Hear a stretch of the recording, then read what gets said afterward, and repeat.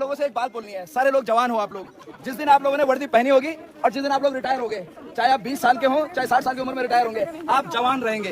वो जवानी अपने अंदर रखो। ये 5-5 साल की जो औकात लेके नेता आते हैं, इनकी चमचागिरी बंद कीजिए। हमें सहानुभूति है आपकी मजबूरी के साथ, दया आती है हमें आपकी मजबूरी देख करके। लेकिन आप लोग प्लीज, आप लोग जो जवान आप लोग होना, जो जवान आपको बोला जाता है, वो जवानी अपने अंदर रखो, है ना। कम से कम वो हिम्मत अपने अंदर रखो। बार बार ऑर्डर मानने की जरूरत नहीं है, एक बार नाफरमानी करके भी देखो, एक बार ऑर्डर को डिनाई करके भी देखो। चंद्र सिंह गढ़वाली ने किया है ना। सिर्फ नौकरी ही सब कुछ नहीं है। हिंदुस्तान में सलाम किया उन लोगों को। आप लोग ऐसा बने कि हम आपको सलाम कर पाए, आप लोगों से ना भिड़े हम लोग।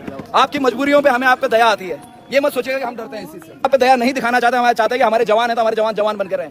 खुददारी तो रखिए अपने अंदर कम से कम। ये 5 साल की औकात है, चाहे धामी की हो चाहे मोदी की हो। 5 साल के बाद कुत्ता नहीं पूछता इन लोगों को सड़क पे। उनकी चमचागिरी करना बंद कीजिए। उनके आदेशों को, उनके जैसे बोलते हैं ना, गैर न्यायिक आदेशों को कम से कम मानना बंद कीजिए। अरे बोल दीजिए ना कि वहाँ हमारी बच्ची के न्याय के लिए वो लोग आए हैं। इतने लोग यहाँ लगा दिए, इतने लोग उस दिन होते तो क्या उस बच्चे का मर्डर हो पाता। आज भी सवाल छोड़ के जा रहा हूँ। बहुत सारी महिलाएं यहाँ पे हैं। मैं आज भी पूछना चाहता हूँ, पीएम रिपोर्ट जो अंकिता भंडारी का, जाके पूछेगा शेखर जुयाल से, जाके पूछेगा अपनी उससे एसआईटी का चीफ बनाया था, जाके पूछेगा कि उस पीएम रिपोर्ट में, उस पोस्टमार्टम में एक महिला डॉक्टर क्यों नहीं थी। जाके पूछे ना सुप्रीम कोर्ट की गाइडलाइन के बावजूद क्यों नहीं थी। सवाल पूछिए कि रेप को एग्जामिन क्यों नहीं किया गया उसके अंदर।